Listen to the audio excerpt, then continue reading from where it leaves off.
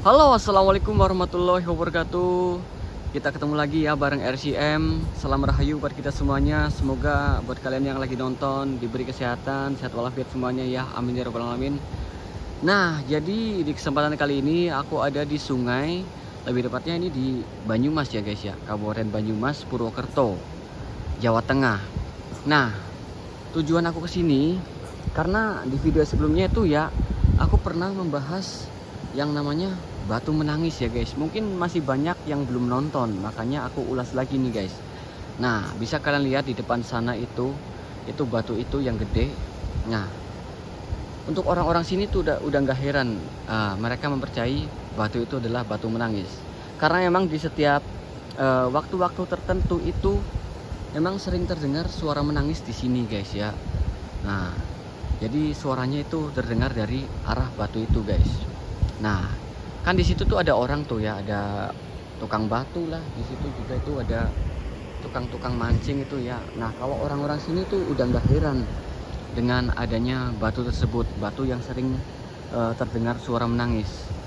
Tapi setelah aku gali ya teman-teman ya, gali ceritanya atau informasinya dari sesepuh yang ada di sini ya, itu ada kaitannya dengan yang namanya Pasar Setan Gunung Slamet. Nah, karena di arah utara sana ya, itu arah utara di sana guys, itu adalah arah pegunungan. Karena sungai ini kan berawal dari pegunungan yang ada di Gunung Slamet gitu guys. Jadi konon kalau dirinci nih ya ceritanya guys ya, kalau diurutin gitu ya, diurut satu persatu, awal mulanya dari Pasar Setan yang ada di Gunung Slamet. Nah, kalau kalian pengen tahu, kalian juga bisa searching itu di Google yang ada namanya Pasar Setan yang ada di Gunung Slamet, itu ada ceritanya juga itu ya. Jadi Pasar Setan ya, ngomong-ngomong Pasar Setan teman-teman ya, itu kan berarti tempatnya setan pada kumpul gitu ya. Mungkin dari keluarga setan lah, keluarga demit ya. Entah itu kuntilanak genderuwo atau apa, itu pada kumpul semuanya jadi satu di sana ya, membentuk komunitas atau membentuk grup, membentuk keluarga gitu. Ibaratnya kayak kita lah, kita hidup di perkampungan itu kan kita bertetangga, kumpul dengan tetangga-tetangga juga ya, hidup rukun gitu. Nah, mereka para makhluk-makhluk gaib itu kan senang banget yang namanya menempati pohon ataupun mungkin batu gitu ya, berumah di bebatuan gitulah guys ya. Nah, karena adanya sungai ini kan sering terjadi banjir gitu ya. Nah, pada saat itu batu itu terseret banjir gitu loh ya. Sampailah batu itu di sini, teman-teman. Jadi kesimpulannya, yang tadinya batu itu berjejeran atau kumpul di sana di Gunung Slamet ya, ibaratnya kayak rumah berjejeran itu. Nah, sekarang terpisah guys. Nah, sedangkan batu itu ada yang menghuni atau menempati, yaitu makhluk gaib itu ya. Nah, istilahnya itu kayak terpisah loh, terpisah dari kawan-kawannya, dari keluarganya ataupun dari tetangganya gitu. Makanya ini dianggap kayaknya penghuni batu tersebut itu menangis karena bersedih gitu ya, bersedih terpisah dari keluarganya, begitu guys ya. Maka dari itu karena meratapi kesedihannya, dia menangis gitu, ceritanya gitu. Dia terbawa arus sampai ke daerah sini, sampai terpisah dengan kerabat-kerabatnya, keluarga-keluarganya yang ada di Pasar Setan Gunung Slamet itu guys. Jadi begitu ya cerita yang aku dengar. Oke, aku akan coba maju lebih dekat untuk melihat detail batunya. Ya, semoga aja ada terdengar suara menangis. Kalau nggak ada ya berarti lagi nggak musimnya menangis ya guys. Aduh. Nah, seperti ini terlihat lebih jelasnya ya guys ya.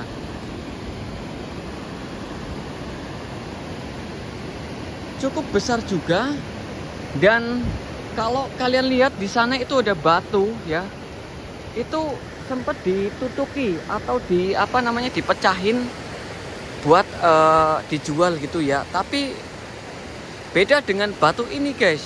Batu ini sama sekali nggak ada yang nutuki ya, nggak ada yang merusak gitu ya, nggak dipecahin gitu. Kalau kayak gini ini karena alami terkikis gitu ya, terkikis karena hujan gitu ya. Nah ini juga kalau dilihat ini ada apa namanya bekas telapak kaki guys ya, meskipun sudah nggak jelas ini bekas telapak kaki. Ini udah gompal, ibaratnya terkikis karena sering diguyur hujan dan banjir juga ya. Nah kita lihat dari arah sini guys ya, dari arah sini. Nah itu sudah menyatu dengan batu wadas ya, batuan sungai. Tapi ini entah kapan lagi bergeser atau berpindah. Kayaknya walaupun sekarang sering banjir, ini batu udah jarang bergeser guys. Padahal kalau di cerita yang tadi itu ya, dia bisa sampai sini ke bawah arus air ya. Mungkin karena saking medannya udah susah banget ini ya, untuk bergeser itu udah susah. Apalagi ini seperti diganjel gitu ya guys ya. Ini udah ke darat juga. Kalau mungkin posisinya di tengah sono, mungkin masih bisa terbawa arus banjir lagi ini ya. Gede banget nih. Alhamdulillah aku datang ini batunya nggak nangis guys. Tapi padahal ya padahal aku berharap batu ini menangis, biar kalian tuh bisa mendengarkan langsung gitu ya, mendengarkan langsung batunya menangis gitu. Tapi ya mau gimana lagi, dia lagi nggak nangis bro, mungkin lagi tidur apa gimana ini. Penghuni dari batu ini mungkin lagi tidur.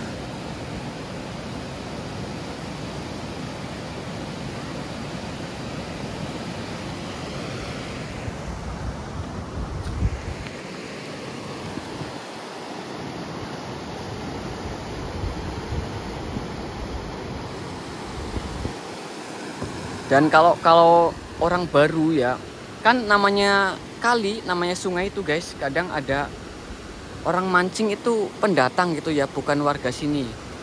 Itu kalau nggak tahu, kadang mereka tuh takut atau merinding dengar kok ada yang nangis gitu, apalagi kalau malam-malam ya.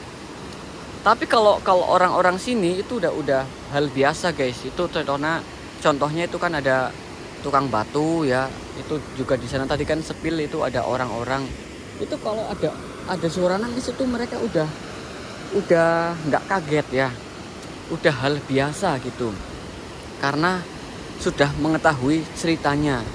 Tapi kalau ada orang baru gitu ya, mungkin orang mancing dari daerah mana, pengen mancing di spot sini gitu ya, itu biasanya kalau denger itu ketakutan, merinding gitu ya, bahkan ada yang pulang juga gitu. Nah jadi kesimpulannya apa, inti ceritanya tadi udah saya ceritakan ya, kalau batu itu berawal dari atau berasal dari sana ya, Gunung Slamet gitu guys, yang ada pasar setannya. Sampailah dia di sini terpisah dari kawan-kawannya sehingga merasa sendirian dan menangis. Tapi gimana dengan batu-batu yang di sana itu juga batu besar, di sana juga ada batu, di sana juga ada batu. Nah, mungkin ada yang beranggapan apakah itu kawan-kawannya juga, kan itu udah kawannya bang, kenapa kok masih nangis gitu. Ya belum tentu guys, mungkin nggak semua batu itu ditempati gitu ya sama makhluk-makhluk tersebut gitu. Jadi mungkin sisa yang ditempati itu batu ini, batu yang itu pada itu nggak ada yang nempatin makhluknya gitu ya. Begitu, makanya apa namanya, cuman batu ini aja yang ada isinya, yang merasa sendirian, kesepian, sehingga makhluk yang ada di dalam sana itu bersedih ataupun menangis begitu ya. Daripada nanti ceritanya dibolak-balik gak selesai-selesai, Ya intinya begitulah ya guys ya ceritanya ya. Semoga ceritanya bisa bikin apa ya bisa menemani kalian yang lagi ngopi ataupun lagi santai ya gitu ya. Kalau suka tolong dibantu like-nya guys atau dibantu share-nya ya. Semoga terhibur dengan konten-konten saya ini guys ya. Terima kasih kalau ada salah-salah kata ataupun penyampaian yang tidak jelas, saya mohon maaf ya. Ya begini adanya guys, namanya manusia ya, kadang suka ceplos-ceplos, kadang suka salah ngomong ya, kadang suka tingkah laku yang kurang benar. Jadi mohon maaf ya guys ya kalau ada kesalahan penyampaian gitu ya, mohon dimaafkan. Oke, aku mau pamit, sampai ketemu lagi di video selanjutnya. Terima kasih. Wassalamualaikum warahmatullahi wabarakatuh. Dadah.